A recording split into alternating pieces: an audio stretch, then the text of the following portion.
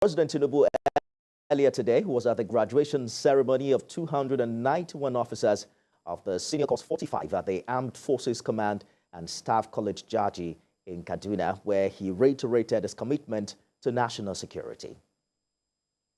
We must also be brave enough to reform military doctrine and practice. We do not face a conventional army on the traditional field of battle. No, we contend against mobile, elusive, irregular forces that disdain the normal rule of warfare. As Commander-in-Chief, I have given myself the following charge: to deploy the entire machinery of state power to ensure security of our people and property in a just and democratic society. Luper Asom joins me live from Kaduna. Luper, the president in Kaduna today reiterated his campaign promise to enhance security in Nigeria. What are his commitments to the armed forces in this regard? The presence of the president today at this graduation was a very clear indication of his commitment to ensure that all hands are on deck to improve the security situation in the country. Basically, from his speech, we could get there are some key takeaways. First of all, you remember that he has assumed a role of a regional leader. That is the ECOWAS president or chairman, the ECOWAS chairman. So when he came, he spoke about efforts towards attaining regional security, efforts towards attaining national security. And then he also commended the armed forces, and he pledged his commitment to continue to support them to improve the security situation in the country. On the efforts to improve regional security, he called for improved collaboration. And he also hammered on the fact that the security situation in the region now has now taken an asymmetric dimension. That is to say, the terrorists or the people who are now posing these threats they are not using very conventional or traditional approach towards security, but they are now coming in different forms. So he called for a change of tactics. He called for an improvement in tactics.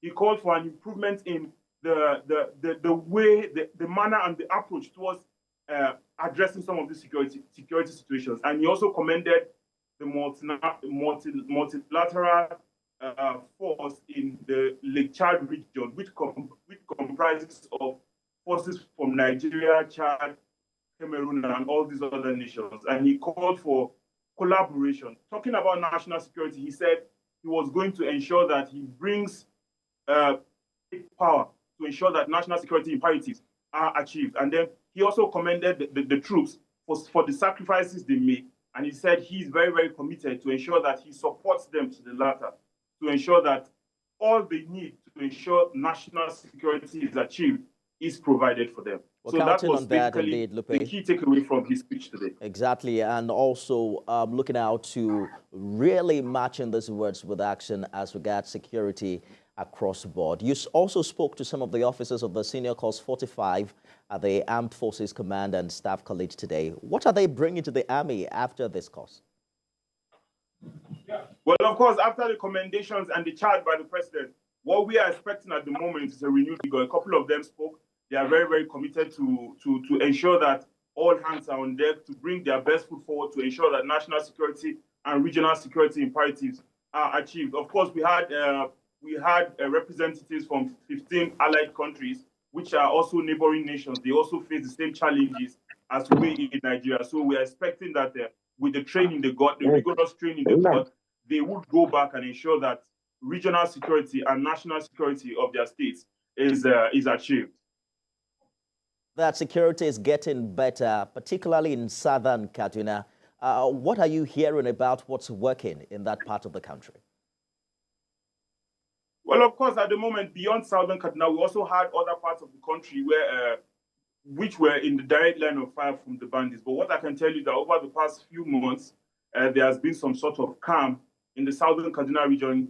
We've hardly recorded any attack where people were killed like that. We may have some pockets of kidnaps, but of course, the overall situation is that some sort of peace and calm is being witnessed in Kaduna State, in southern Kaduna, in Biringwari, and in some of these local governments where we usually had very, very rampant attacks of bandits. So at the moment, we can say that things are quite calm.